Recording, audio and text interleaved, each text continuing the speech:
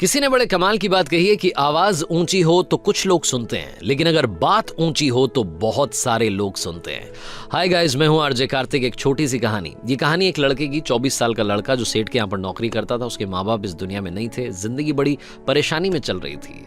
वो जाता था, रोजाना पैसे कमा करके घर आता था, खाना बनाता था, खाता था, सो जाता था। एक दिन उसने देखा कि उसने 4 चपाती और सब्जी बनाई।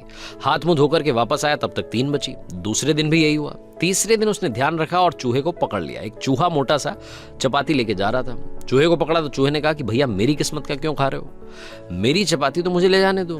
तो लड़के ने कहा बेटा मेरे पास में ज्यादा पैसा नहीं है, सिर्फ 4 मैंने बनाई है चपाती, उसमें से एक तुम ले जा रहे हो, मैं क्या करूंगा, मेरी जिंदगी ने मुझे बेहाल कर रखा है। तो चूहे ने कहा कि तुम्हारे सारे सवालों के जवाब तुम्हें एक इंसान दे सकता है।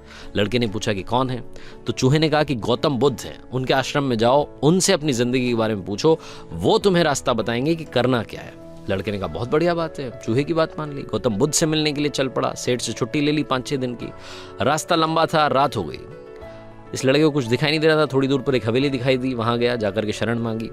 हवेली की मालकिन ने पूछा कि बेटा कहाँ जा रहे हो? तो लड़के ने कहा कि गौतम बुद्ध के आश्रम जा रहा हूं, उनसे मिलने के लिए। तो मालकिन ने कहा कि बहुत बढ़िया जगह जा रहे हो, गौतम बुद्ध से हमारे एक सवाल का जवाब लेकर के आना, अगर वो सवाल का जवाब दे दें। तो लड़के ने कहा जरूर, आपका सवाल पूछूंगा, बताइए। तो हवेली की मालकिन ने कहा कि बेटा मेरी 20 साल की बेटी है, जो 20 सालों से एक शब्द नहीं बोली है, बोल नहीं सकती है। बस उनसे पूछ लेना कि ये बेटी कब बोलेगी। ये बोलते बोलते उनकी आंखों में आंसू आ गए। लड़के ने कहा माता जी आप परेशान मत हो, मैं जाऊंगा और आपके सवाल का जवाब जरूर लेकर आऊंगा। लड़का अगले दिन चल पड़ा।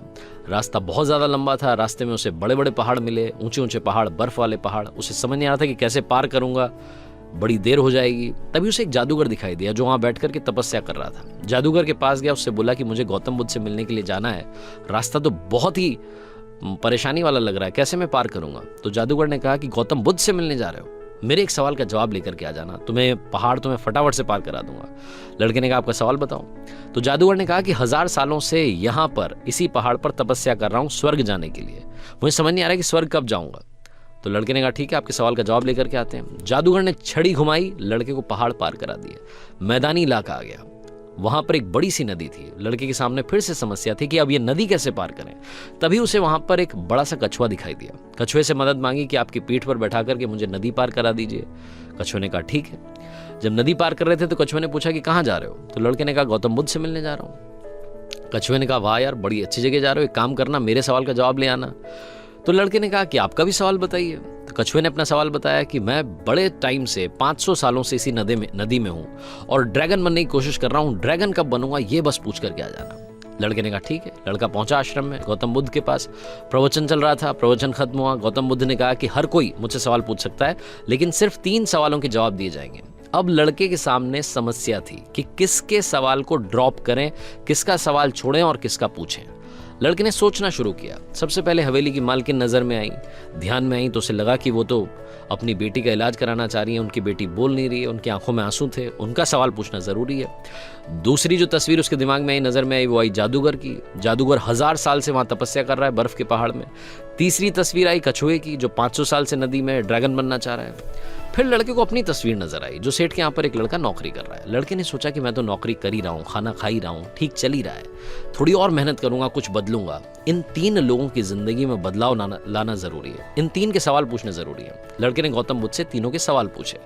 गौतम बुद्ध ने जवाब दिया सबसे पहले हवेली की मालकिन के सवाल का। उन्होंने कहा कि उस मालकिन की जो बेटी है 20 साल की, उसकी जैसे ही शादी होगी वो लड़की बोलना शुरू कर देगी। दूसरे सवाल का जवाब देते हुए गौतम बुद्ध ने कहा कि जो जादूगर है उससे कहना कि वो छड़ी छोड़ दे, जिस दिन उसने छड़ी छोड़ दी, छड़ी का त्याग कर दिया, वो स्वर्ग चला जाएगा। तीसरा सवाल था कछुए का। गौतम बुद्ध ने कहा कि उस कछुए से कहना कि अपना कवच उतार दे, जिस दिन उसने कवच उतार दिया उस दिन वो ड्रैगन बन जाएगा। लड़के ने नमस्कार किया, प्रणाम किया, चल पड़ा वापस। रास्ते में कछुआ मिला। कछुए से कहा कि भैया कवच उतार दो। गौतम बुद्ध ने कहा तुम ड्रैगन बन जाओगे। कछुए ने जैसे ही कवच उतारा, मोती ही मोती निकल आया। कछुए ने कहा मोती का मैं क्या करूंगा, आप ले जाओ। लड़के को मोती दे दिए और कछुआ ड्रैगन बन गया। थोड़ा आगे चला तो जादूगर मिला। जादूगर को जाकर के कहा कि भैया आपको छड़ी छोड़नी पड़ेगी, तभी आप स्वर्ग जा पाओगे। जादूगर ने कहा ये लो छड़ी छोड़ दी, ये छड़ी तुम रख लो, मैं स्वर्ग चला जाऊंगा। जादूगर स्वर्ग चला गया। और अब आई बारी तीसरे सवाल की। ये पहुंचा उस हवेली में जहां मालकिन ने सवाल भेजा था। मालकिन से जाकर के बोला कि मालकिन आपका जो सवाल था उसको जवाब मिल गया है, आपकी 20 साल की बेटी की जिस दिन शादी हो जाएगी उस दिन ही बोलना शुरू कर देगी। उन्होंने कहा क्या बात है, तो देर कैसी, मेरे सामने ही तो दूल्हा बैठा है। तुमसे बढ़िया लड़का कौन हो सकता है। लड़की को बुलाया गया, लड़के ने लड़की को देखा, लड़की ने लड़के को देखा, शादी करा दी गई। और जैसे ही शादी हुई, लड़की ने पहली बात बोली कि आप तो वही हो जो उस दिन रात में हमारे यहाँ आकर के रुके थे। लड़की ने बोलना शुरू कर दिया। लड़के के पास में जिंदगी में पैसा आ गया, क्योंकि मोती मोती आ गए, जादूगर की छड़ी आ गई, ताकत आ गई, और शादी भी हो गई। लड़के की जिंदगी सेटल हो गई, सिर्फ इसलिए क्योंकि उसने अपने सवाल का त्याग कर दिया था। इस दुनिया में जो जहाज होता है जब किनारे पर होता है तो सुरक्षित होता है, सबसे ज्यादा सेफ होता है, लेकिन उसे दूसरे किनारे पर जाने के लिए इस किनारे का त्याग करना पड़ता है, लहरों से भिड़ना पड़ता है, मुकाबला करना पड़ता है। इस लड़के ने जब तक अपना सवाल नहीं छोड़ा था, इसको जवाब नहीं मिले थे। ये छोटी सी कहानी लाइफ में बहुत बड़ी बात सिखाती है। अगर आप कुछ कमाल करना चाहते हैं तो त्याग कीजिए उन बुरी आदतों का, आलस्य का। सुबह जल्दी उठना शुरू कीजिए, अपनी लाइफ में जो बैड हैबिट्स हैं उन्हें हटाइए, तभी जाकर के आप कमाल कर पाएंगे। आरजे कार्तिक एक बार फिर आपसे कहेगा, कर दिखाइए कुछ ऐसा कि दुनिया करना चाहे आपके जैसा। हर सोमवार सुबह 9:30 बजे मेरे चैनल पर देखिए एक नई कहानी।